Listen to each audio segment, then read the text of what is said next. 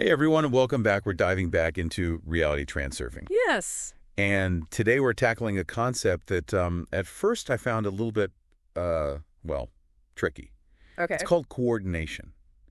And it kind of turns the whole idea of confidence on its head. Yeah, I can see that. Because the chapter is basically saying you don't need confidence to get what you want. Huh. In fact, trying too hard to be confident can actually backfire. It's a very different approach. So, ready to unpack this together. Absolutely. I'm curious to see where this goes. Okay, so let's start with what Zealand calls the insecurity labyrinth. Right. He talks about how we get trapped in this cycle of trying to prove ourselves, constantly seeking validation from the outside world. But the more we chase after it, the more insecure we feel. Oh, I definitely relate to that. It's like a never-ending treadmill. It is. And I think we've all felt that pressure at some point, haven't we? Like that need to succeed starts to feel so heavy, almost suffocating. Yes, totally. Zealand actually gives this great example. Imagine someone who's so worried about public speaking, they completely freeze up. They can't even say a word. Exactly. It's like we get so caught up in our heads, worried about what others think, that we end up sabotaging ourselves. And this is where those pendulums come in, right? Those external forces like societal expectations, our own inner critic, they feed off of our insecurities and try to control our energy. Exactly. They're like energy vampires, these pendulums. They dangle these shiny objects of achievement in front of us and tempt us to chase after them. And the more we buy into their game, the more drained and depleted we become. Absolutely. And Zealand's saying that a lot of the typical confidence-building techniques, they actually play right into the hands of these pendulums. So we're basically trying to fight fire with fire. We're trying to overcome insecurity by forcing ourselves to feel confident. Yeah, and it just doesn't work in the long run. Zealand uses this analogy of building a house on a foundation of sand. Oh, right, I remember that. It might look impressive for a while. Right, but it's not stable at all. It's going to crumble eventually. And you know what else he talks about?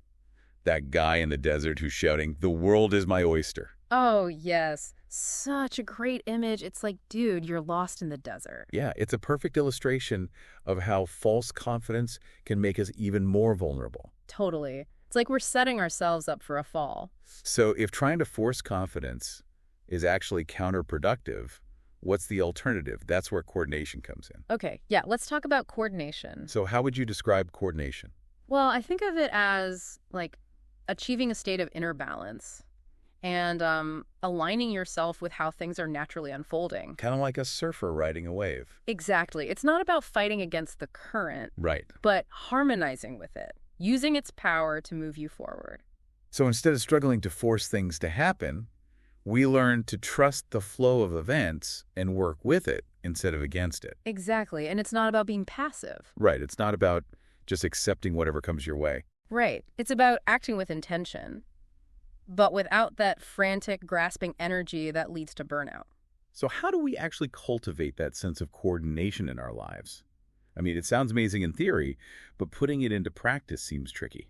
It is a bit of a shift in thinking. Zealand gives some really concrete strategies for, breaking free from that insecurity labyrinth and stepping into a state of coordination. And it all starts with reducing what he calls inner importance, Right. which basically means letting go of that need to constantly prove ourselves and seek validation from external sources. Yeah, like that constant comparison to others, trying to meet these arbitrary standards. It's about accepting ourselves as we are, flaws and all. Exactly, and not making it a big deal. We're all perfectly imperfect. And he also talks about reducing outer importance Oh, right. That's about how we perceive challenges. and not letting fear of the unknown control us. Right, and not seeing every obstacle as a threat. So instead of dreading those challenges, we can see them as opportunities. Yeah, opportunities for growth.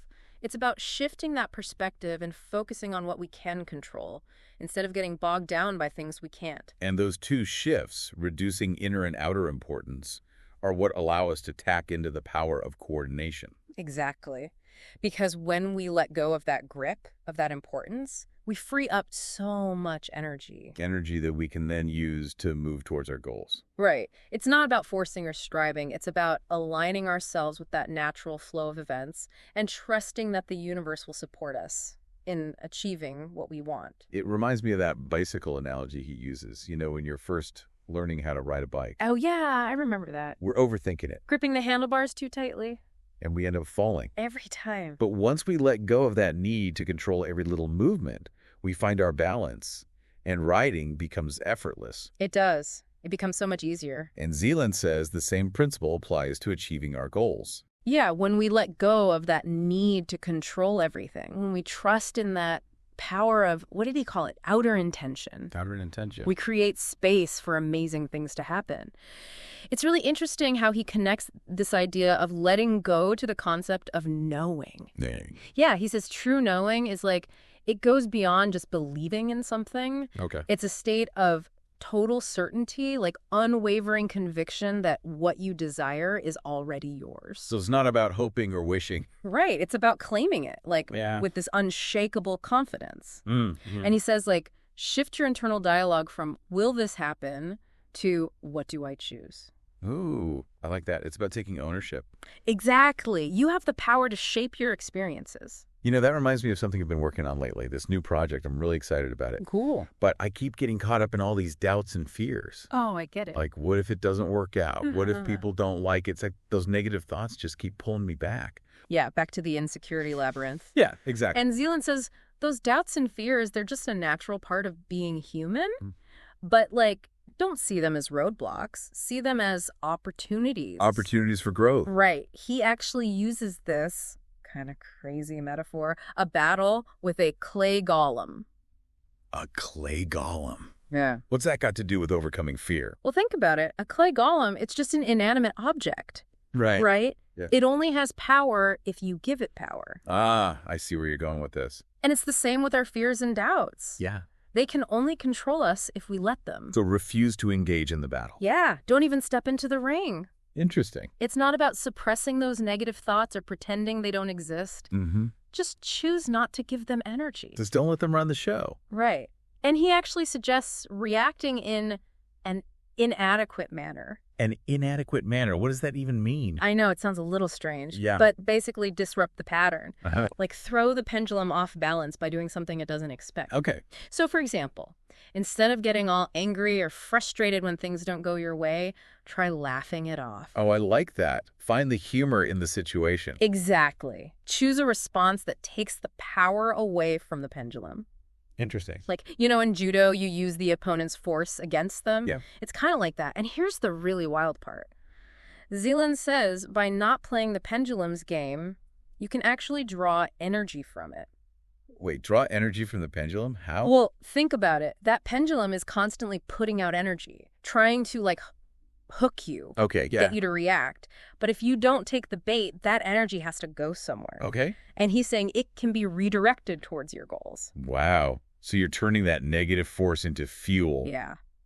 It's pretty powerful stuff. And he also says, like, you don't have to be perfect at this. It's okay to, you know, lose a round or two. It's been a process. It is. It's about learning as you go and just constantly refining your approach. It's like, it's like surfing. Right. You're going to wipe out a few times before you get the hang of it. Exactly. But you get back on a board and keep practicing. Until you find that balance. Yeah.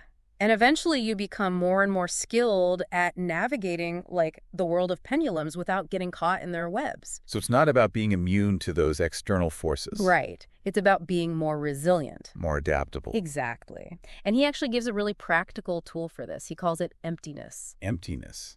That sounds, well, kind of empty. I know, What right? does that even mean? It's a state of, like, non-resistance, where you're not trying to protect yourself or fight back against those external forces. Okay. You just let the pendulum's energy pass through you without it impacting your inner balance. That's an interesting concept. Yeah. It's like that idea of being like water, Yeah. you know, adaptable fluid. You just flow around obstacles without getting stuck. Without resistance. Exactly.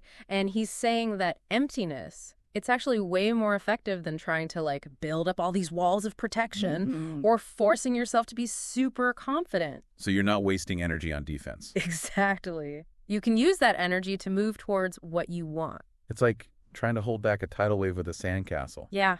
Good luck with that. It's just not going to work. And he reminds us it's okay to, like, lose a round sometimes, you know? Right. It's not about being perfect. Just learn from it. Keep refining the approach. Yeah. Even if you find yourself getting triggered or sucked into the drama, use those moments. As learning opportunities. Exactly. So it's all about perspective. Yeah. Seeing those setbacks, not as failures, but as, like, valuable lessons on the way to your goals. And he says something so powerful. The mistakes of the past serve as your capital. Yeah, I love that. So it's like those experiences we might think of as negative, they actually hold valuable insights. Yeah. And they can guide us toward where we want to go. It's about reframing those experiences. It is. It's very empowering. It is. Yeah. And that actually leads us to another really important aspect of coordination. Okay, what's that? It's the will to have. The will to have. Well, we all have things we want, right? We do. But he says there's a difference between wanting something and truly allowing yourself to have it. Okay. Tell me more about this will to have. Well, he says the will to act, that driven energy we associate with achieving goals. Yeah. It can actually be rooted in lack. So you're coming from a place of scarcity. Exactly. Like you're always chasing after something you believe you don't have. And he says that kind of energy actually creates resistance. Makes it harder to get what you want. Right. So the will to have is more about aligning yourself with abundance. Yeah, and trusting that the universe will provide. It's a more relaxed state. And he brings up that bicycle analogy again. Oh, yeah, I was thinking about that. When you're first learning to ride, you're overthinking it, trying to control everything, and you end up falling. But then there's that moment when you finally stop trying so hard. And you just allow yourself to flow. Yeah. And he says it's the same with achieving your goals. So instead of forcing things, you allow yourself to be guided? Exactly. Be open to possibilities you might not have even imagined. And that's when the magic happens. Exactly. This is all fascinating, but I have to admit, I'm still a little fuzzy on this whole knowing thing. How do we move from believing to actually knowing? He says true knowing comes from aligning your heart and mind.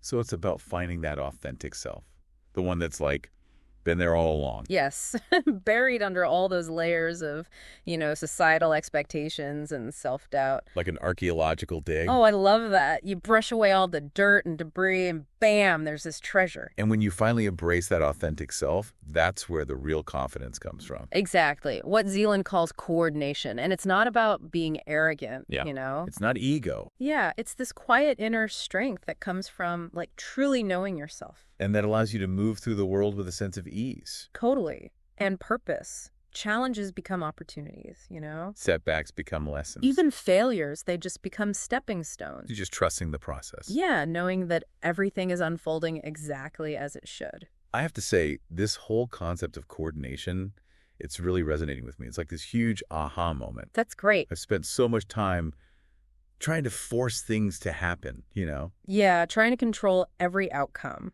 And it's exhausting.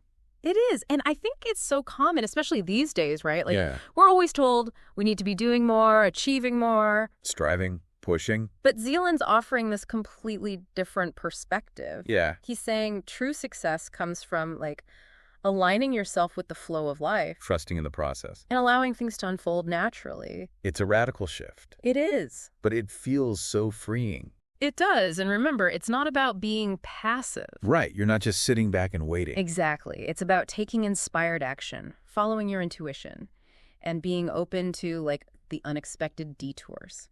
So as we wrap up this deep dive, what are some key takeaways for our listeners? Well, I think, one of the biggest things is remembering that we have a choice. A choice in how we see things. Right. And how we react to what's happening around us. We can get swept up in the drama. Or we can step back and respond with awareness. That awareness is key. It is. It's about noticing when we're giving our power away to outside forces. When fear is driving our actions. Exactly. And then, it's about reclaiming that power, aligning yourself with your true desires. And creating a reality that reflects your potential. Yeah. So, dear listener, as you go about your week, remember, you are the architect of your own reality. Choose wisely. Experiment with these concepts. Notice the pendulums in your life. Try out some of those techniques to, reduce their influence. Embrace the power of knowing.